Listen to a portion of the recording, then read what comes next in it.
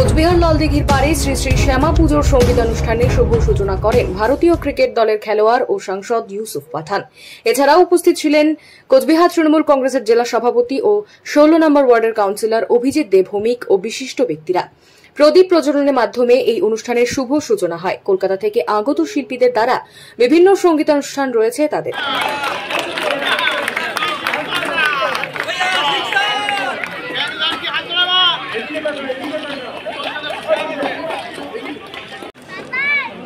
আব্দুল জলিল আহমেদ প্রদীপ প্রজ্বলন করছেন। দিলীপ সাহা বারবার ফোনটা নষ্ট হইতেছিল তো আমার, এর জন্য কেটে দিলাম।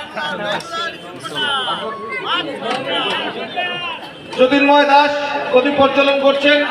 কালীশঙ্কর, যেখানে হিন্দু মুসলিম সকলে মিলে ভাইরা এই পুজোর আয়োজন করেন মা কালীর, এবং পরেই এই বিচিত্রা অনুষ্ঠান তারা আজকে আয়োজন করেছেন। বহিরাগত শিল্পীরা আসবেন, তারা অনুষ্ঠান করবেন, সেই অনুষ্ঠান আপনারা উপভোগ করবেন, যেটা সবচেয়ে বড় আমাদের প্রাপ্তি আজকের দিনে।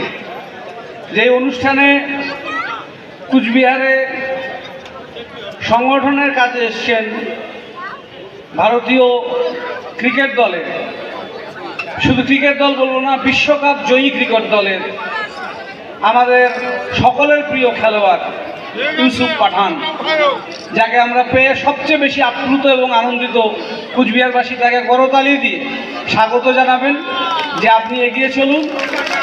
রাজ্যের মানুষ, জেলার মানুষ, বাংলার মানুষ ইউসুফ পাঠানকে আরও বেশি উন্নত শৃঙ্খলাতে সর্বোচ্চ শৃঙ্গে আপনারা পৌঁছে যান।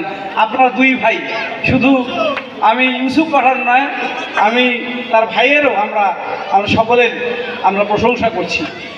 তাদের কাছ থেকে সবচেয়ে বড় যেটা শিক্ষা, ইউসুফ পাঠানদের কাছ থেকে আমাদের পরবর্তী প্রজন্মের শুধু খেলা নয়, সবচেয়ে বড় শিক্ষণীয় সেটা হচ্ছে তাদের মাতৃ এবং পিতৃভক্তি, যেটা আমাদের অনেকের মধ্যে সময়ের সাথে অনেকটা ক্ষীণ হয়ে যায়।